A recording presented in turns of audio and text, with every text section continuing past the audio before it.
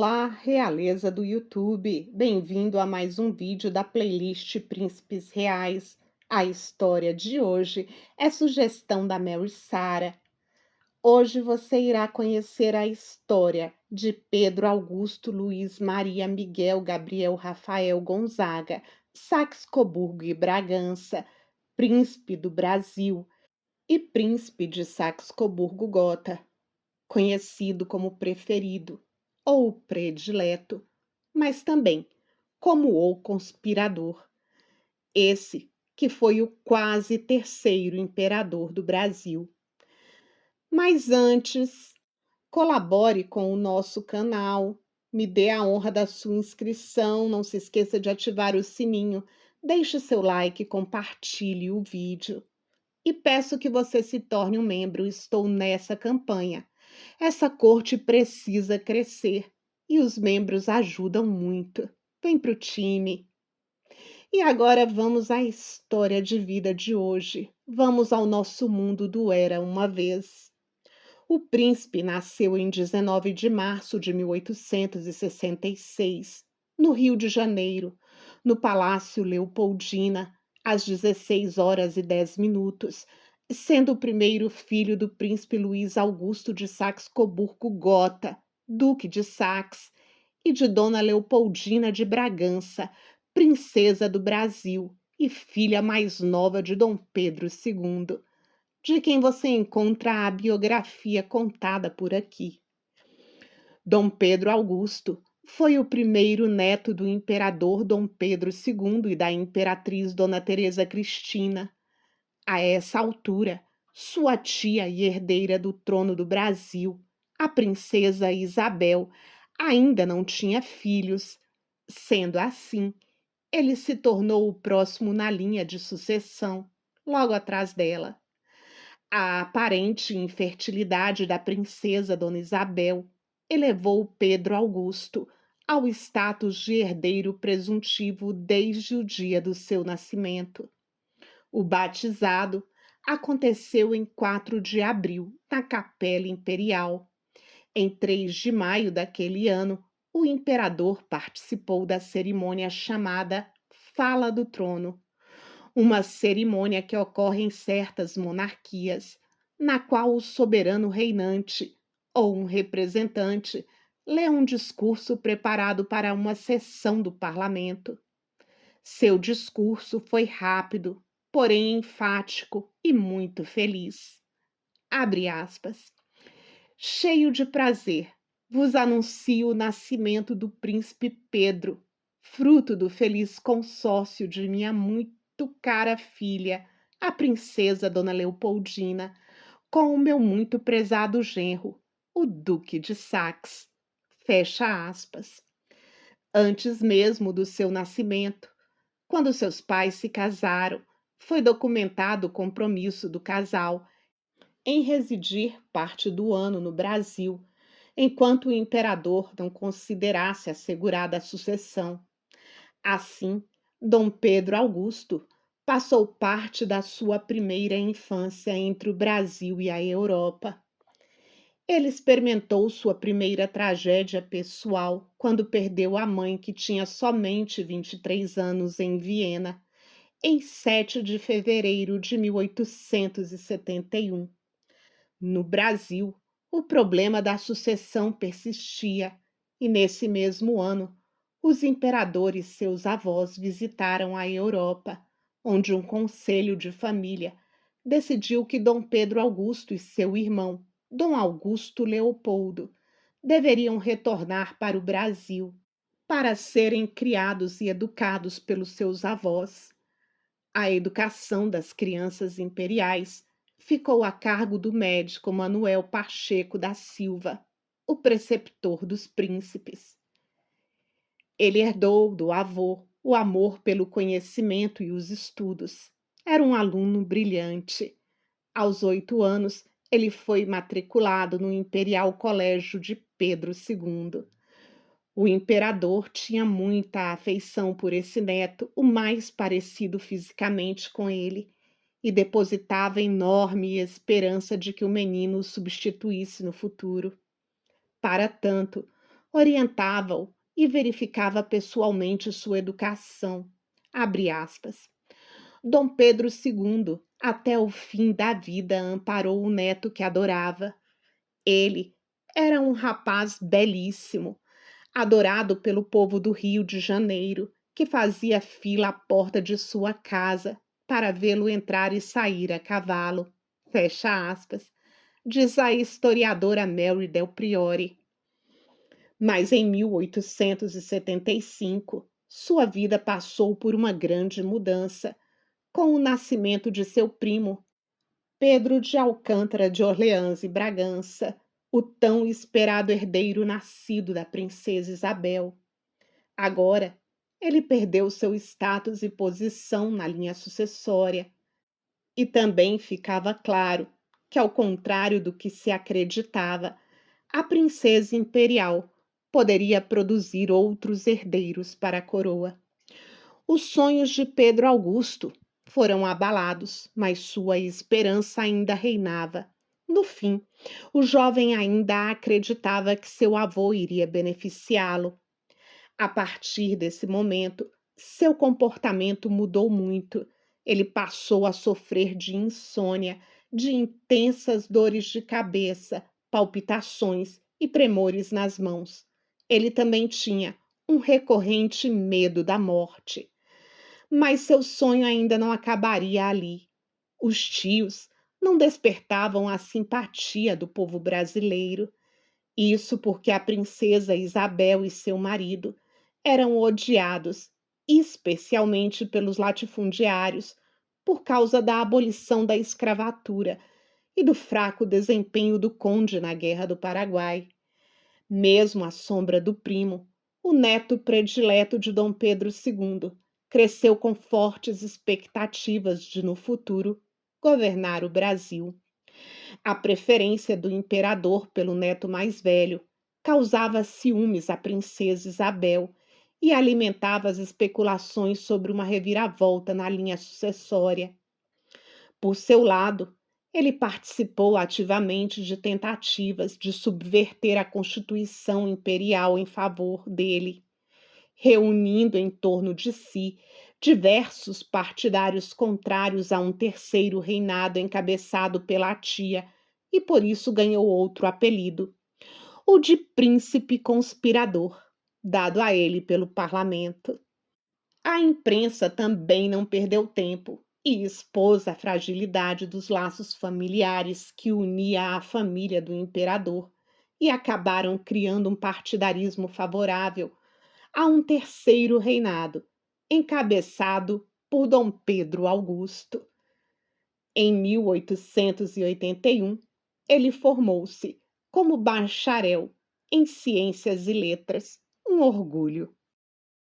O príncipe tornava-se bastante popular, promovendo recepções e banquetes e chegando mesmo a formar uma corte informal em torno de si, a quem presenteava com grande generosidade. 6 anos depois de sua primeira formação superior, em 1º de abril de 1887, graduou-se em Engenharia Civil pela Escola Politécnica.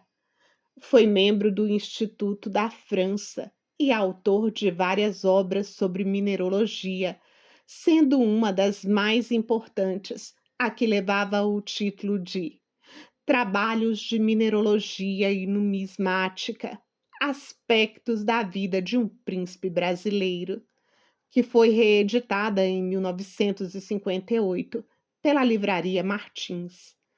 Ele também fez parte do Instituto Histórico e Geográfico Brasileiro e chegou a proferir uma conferência sobre minerais na conceituada Academia de Ciências na França.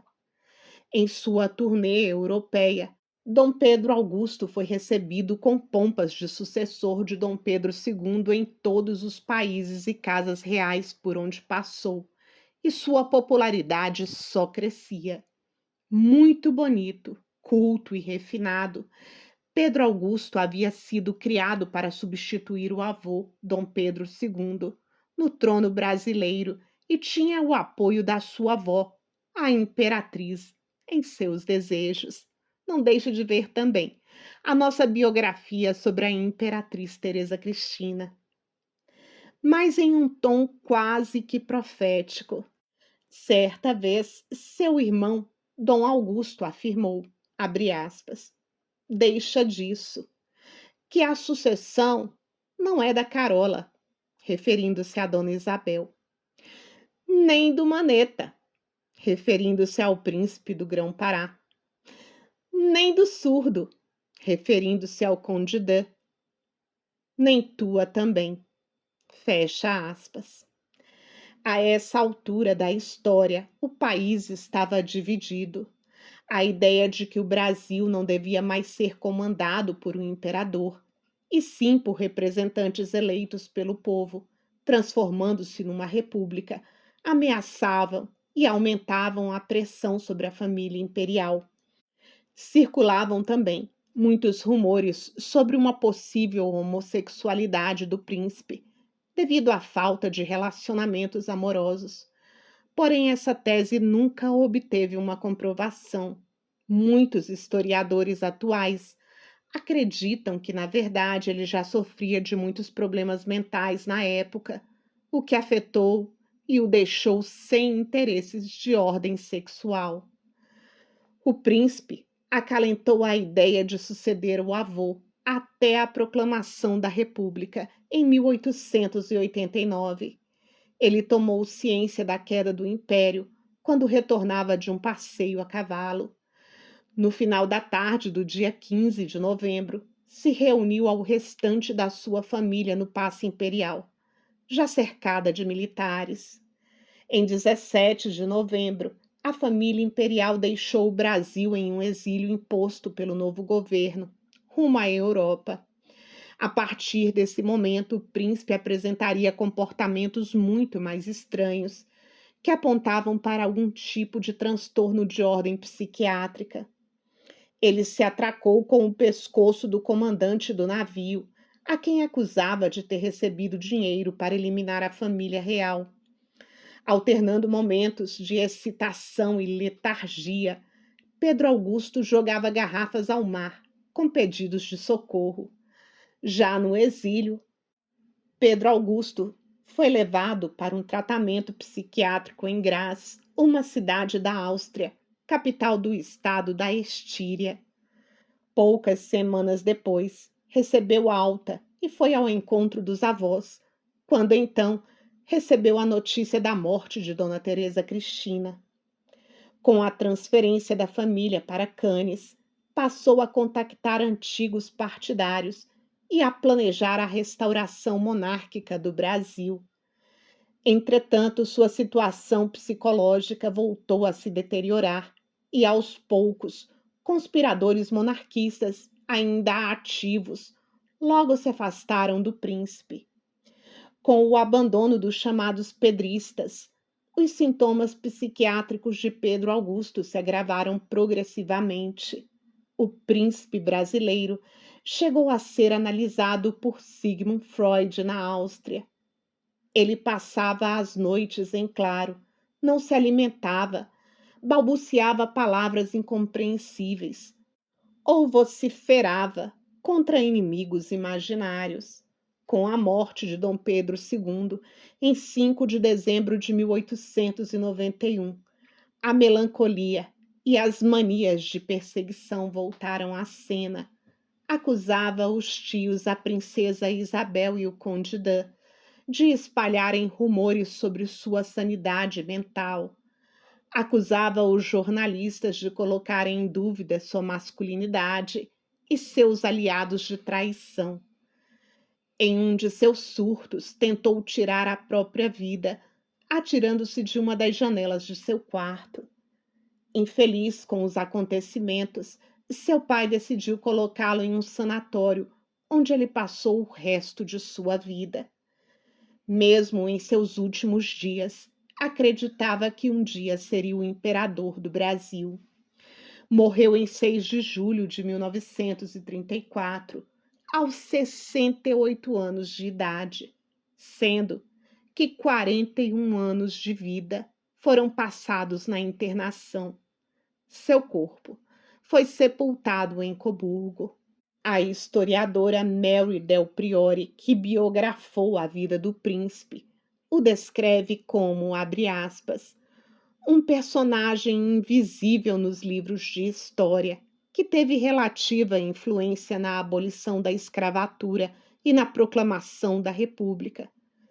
É atual e representa a fragilidade familiar burguesa. Fecha aspas. E já pega essa excelente dica de leitura. O Príncipe Maldito, Traição e Loucura na Família Imperial, da referida autora. Por que será, porém, que o neto preferido de Dom Pedro II quase não é mencionado quando o assunto é a época em que o Brasil foi um império? Abre aspas. A história explica a razão. Os monarquistas nunca quiseram que viessem à tona as tensões dentro da família imperial. Como falar em Pedro Augusto é falar de loucura e traição. No entender de alguns, isso mancharia a ideia de uma família impecável, sem ódios ou outros sentimentos comuns às famílias normais. Fecha aspas. Conta Mary Del Priore. De fato, a história de Pedro Augusto é diferente da maioria dos contos de fadas, em que príncipes e princesas vivem felizes para sempre. Mas conhecê-la é algo importante. Afinal, se ele tivesse realizado o seu sonho, certamente você gostaria de saber quem foi o terceiro imperador do Brasil, não é? Me conta nos comentários onde você tem um encontro marcado comigo. Te espero por lá.